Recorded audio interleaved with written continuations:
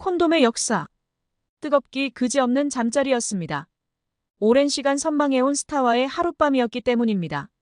무대에서의 카리스마만큼이나 침대에서도 그의 능력은 사뭇 달랐습니다. 만족감은 충분했고 몸에는 나른한 기운이 흘렀습니다.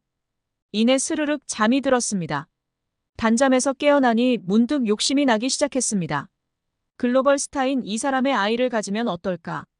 평생 돈 걱정 없는 삶을 살 수도 있을 테고 설사 헤어지더라도 위자료나 양육비를 두둑이 받을 수 있을 거라는 과욕이 마음을 채웠지요.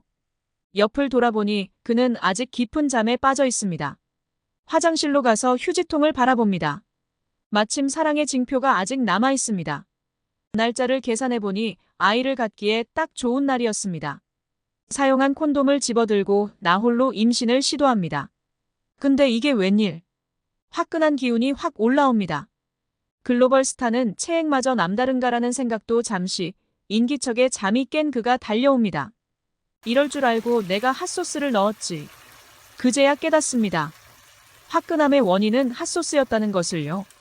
글로벌 래퍼 드레이크가 지난 2021년 1월 겪은 일화입니다. 그와 하룻밤 정사를 나눈 한 여성이 이 사건을 공개하면서 숱한 화제를 불렀지요. 핫소스 콘돔이라는 조소 섞인 반응도 많았습니다. 아니, 피임 이야기에 웬 드레이크의 핫소스 얘기냐고요? 피임의 역사에서 이보다 더한 방법이 많았기 때문입니다. 그러면 피임의 역사를 한번 알아볼까요? 악어똥이 피임에 도움이 될 것입니다. 최초의 피임에 대한 기록은 이집트 문명에서 발견됩니다. 무려 기원전 1825년의 문서 카운 메디컬 파피루스에서입니다. 이곳에는 다양한 산부인과 질환에 대한 기록으로 가득합니다. 악어똥을 활용한 피임법이 백미지요. 다만 문서 곳곳이 소실된 탓에 악어똥을 어떻게 하라고 하는지가 불분명했습니다. 일부 학자들은 악어똥을 자궁에 삽입했다고 주장했고 또 다른 학자들은 악어똥을 태워서 그 향기를 맡는 방법을 썼다고 반박했지요. 기원전 1550년 전 작성된 에버스 파피루스에서도 피임법이 자세히 기록됩니다. 임신을 방지하기 위해서는 대추야자, 아카시아, 꿀을 양모에 발라 여성의 그곳에 넣어야 한다고 기록돼 있었지요. 노동력이 중시되는 고대 농경사회에서도 임신이 언제나 환영받은 건 아니었다는 사실을 알 수 있는 대목입니다. 고대의 의학 지식이 대개 그러하듯 피임법도 엉터리인 경우가 많았습니다. 구리와 소금을 물에 녹여 먹으면 1년 동안 임신이 안 된다는 헛소리도 고대 그리스에서 통용됐지요. 일개 약장수의 소리가 아니라 의학의 아버지 히포크라테스의 주장이었습니다. 의학의 아버지 히포크라테스도 피임에서만큼은 돌팔이나 마찬가지였습니다. 철학자 아리스토텔레스 역시 피임에 대해 고견을 남긴 학자였지요. 그는 성교 전에 삼나무 기름을 자궁에 바르도록 권장했습니다. 오일의 미끄러움으로 인해 수태가 힘들 것이라는 믿음이 있어서였습니다. 물론 효과는 미미했지요. 위대한 의학자와 철학자도 피임에 관해서만큼은 미신을 믿었던 셈입니다. 10세기 당대 최고의 의술을 자랑하던 페르시아인들에게도 비슷한 피임법이 전해집니다. 의사 무하마드 이븐 자카리아 알라지는 코끼리 똥, 양배추 등을 조합해 자궁에 넣으면 임신을 막을 수 있다고 썼었지요. 여성 인권이 굉장히 낮은 시대였기에 피임의 의무가 주로 여성에게 지워졌습니다. 피임은 신의 섭리에 어긋나노라. 어느덧 피임이 죄인 시대가 찾아옵니다. 기독교가 지배하는 중세 유럽에서였습니다. 기독교 교리에서 성교는 쾌락이 아닌 출산의 수단이어야만 했습니다. 그들에게 피임은 쾌락을 위한 섹스나 다름없었지요. 피임의 순환 시대였습니다. 피임은 신께 저지르는 큰 죄라고 적게.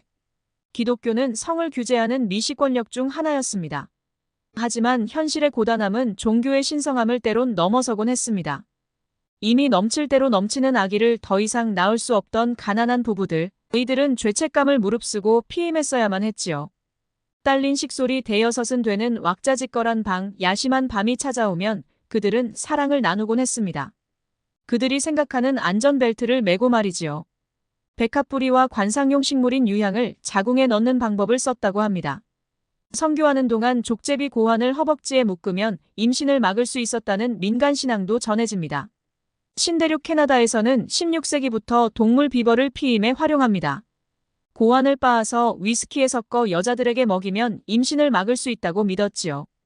피임은 여성의 영역이었으나 남성의 신체로 신압으로 옮겨갑니다. 전염병 때문이었습니다. 15세기 프랑스가 이탈리아를 침략하면서 매독이 창궐합니다. 병사들 사이에 성병이 걸린 사람이 폭증하면서 성기에 무언가를 덮어야 한다는 생각을 하기 시작한 것이었지요. 가톨릭 신학자인 가브리엘레 팔로피오는 리넨천을 화학용액에 적셔 성기에 덮을 것을 권했습니다. 그는 1100명의 남성에게 이를 시험한 결과 그 누구도 무서운 질병에 걸리지 않았다고 기록합니다. 원시적 형태의 콘돔이었습니다. 목적은 성병 방지였지만 결과는 피임이었던 것이지요. 시민혁명으로 내전에 돌입한 영국에서도 1640년부터 동물 창자나 방광을 이용해 콘돔을 만들었다는 기록이 전해집니다. 남봉꾼인 찰스 2세가 병사들을 위한 성기 보호용 기구를 콘돔이라는 이름의 백작에게 지시했다는 설도 있습니다. 역사학자들은 이를 두고 전혀 확인되지 않는 이야기라고 일축하지요. 콘돔이라는 이름 자체가 그 이전부터 왕왕 등장했다는 이유에서입니다. 전쟁은 콘돔 확장의 촉매였습니다. 18세기 유럽에서 잇따라 전쟁이 터지지요. 오스트리아 왕위계승 전쟁, 7년 전쟁, 프랑스 혁명까지 잇따라 터집니다. 군인들은 전장에서도 자신의 성욕을 풀었고 성병 역시 만연해져 갔습니다. 지휘부에서 콘돔 보급을 적극적으로 검토할 수밖에 없는 배경이었죠.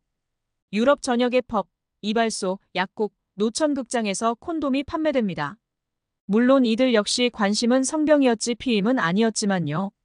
이때 콘돔을 피임용으로 사용했다고 전해지는 최초의 인물이 카사노바였습니다. 그는 구멍이 났는지 확인하기 위해 콘돔에 바람을 넣어봤을 정도로 철저한 위인이었지요. 남봉꾼은 아무나 되는 게 아닙니다. 피임에도 철학이 깃들어갑니다. 계몽주의 시대에 그랬습니다. 우리에게도 유명한 영국의 경제학자 토마스 멜서스의 등장 때문입니다. 유럽을 강타한 저작, 인구론에서 그는 이야기하지요. 인구는 기하급수적으로 증가하나 식량은 산술급수적으로 증가한다. 기근, 빈곤, 악덕은 필연이다. 마블 시리즈 어벤져스의 빌런 타노스 역시 이런 이론에 근거해 인류의 절반을 사라지게 만들었지요. 결혼이나 성교를 아예 하지 말아야 한다는 전위적인 주장을 펼칩니다. 신실한 종교인이었기 때문에 기독교적으로 죄악인 피임을 설파할 수는 없었기 때문이었죠. 하지만 그의 계승자들은 멜서스의 이론을 토대로 피임 옹호를 펼치기 시작합니다. 성교는 인간의 본성인 만큼 이를 막는 건 불가능하니 피임은 필수적이라는 주장이었습니다. 1877년 영국에서 멜서스 리그라는 사회단체가 탄생하게 된 배경입니다. 이들은 피임 문제에 대한 공교육의 필요성을 강조했습니다. 피임을 처벌하는 법적 사회적 관행에도 반기를 들었지요. 멜서스 리그는 유럽의 반향을 일으킵니다. 이와 비슷한 사회조직 단체가 독일, 프랑스, 네덜란드에 구성됐지요.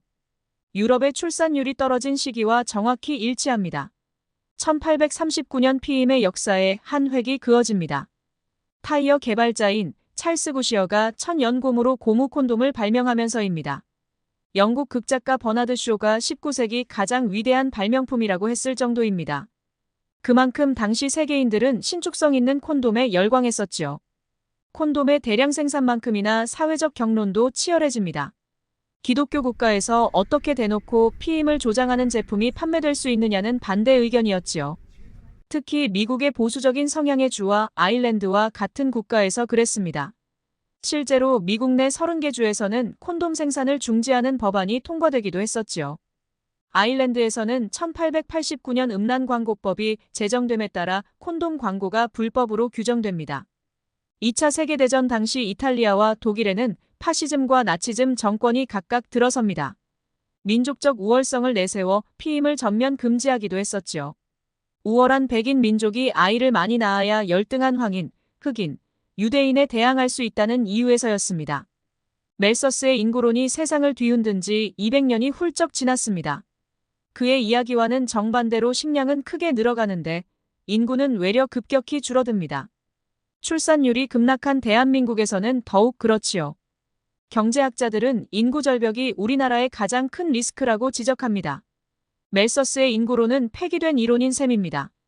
특히 대한민국에서는 더욱 그러합니다. 인구 절벽을 해결하는 건요. 인류는 언제나 사랑의 결과물인 임신을 피하기 위해 최선을 다해왔음을 피임의 역사가 증명합니다. 대한민국 출산율은 피임 때문만은 아니겠지만요. 역사학자 앵거스 맥레런은 이렇게 말했습니다. 역사적으로 피임은 가부장 문화 속에서 여성들이 자신의 생식 능력을 좌우하려는 노력의 하나로 지속돼 왔다. 어쩌면 우리 사회가 새겨들어야 할 고견일지도 모릅니다. 구독과 좋아요 부탁드립니다.